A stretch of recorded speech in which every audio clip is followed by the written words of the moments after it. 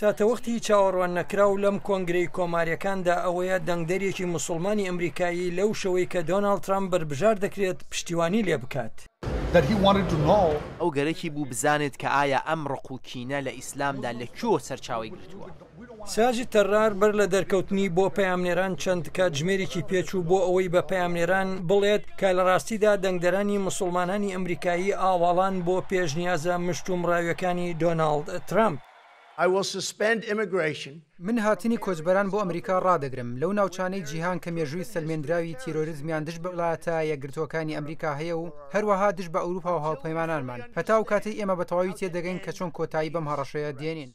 ئەم قەدەغەیەی ترامپ لە هاتنی کۆچبەران مەسەلەیەکە کە سەرنجی ساجد تەرار و کەسانی دیکەی نێو گروپی موسڵمانانی ڕاکێشاوە ئەوانی پشتیوانی لە کاندیدکردنی ترامپ بۆ سەرۆکایەتی دەکەن. ئەو گروپە لە واشنگتن بە دەنگی ئەمریکایان گوتووە کە ئایا بۆچی ئەوان بە چەند ڕۆژێک بەر لە کۆنگرەی کۆماریەکان پشتیوانی لە ترامپ دەکەن.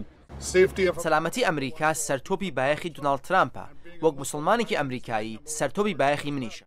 بەڵام پرسیاری سەرەکی لێرەدا بۆ ترامپ ئەوەیە کە ئایا دەنگدەرانی موسڵمانانی ئەمریکایی لەستانەکانی خۆیان لەگلا نەکردوێتەوە لە دەنگدانی مانگی 11دا کاریگەریان لە دەرئەنجامی دەنگدانەکە دەبێت. لە وڵاتە یەکگرتوەکانی ئەمریکادا 3.3 ملیۆن ئەمریکایی موسڵمان هەیە کە دەکاتە لە سەدایەکی دانیشتوانەکەی. بە جۆرەی لێکۆڵینەوەیکی دەنگدەرانی موسڵمان ئەوەی لە مانگی دوودا ئەنجام درا موسڵمانان کاریگەریان نابێت.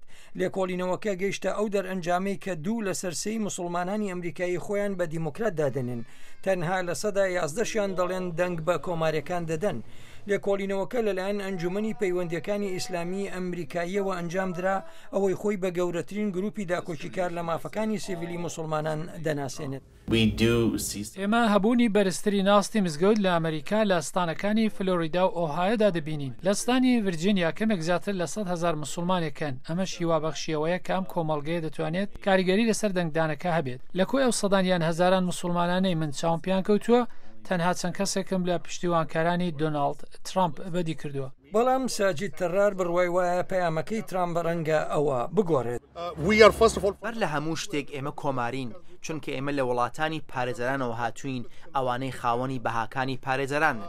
ئێستا دۆناڵد ترامپ هەوڵ دەدات زیاتر بە چڕوپڕی ڕوونی کاتەوە کە ئایا قەدەغەکردنی موسڵمانان بۆ ئەمریکا واتای چییە و چاوەڕوانیەکان چین.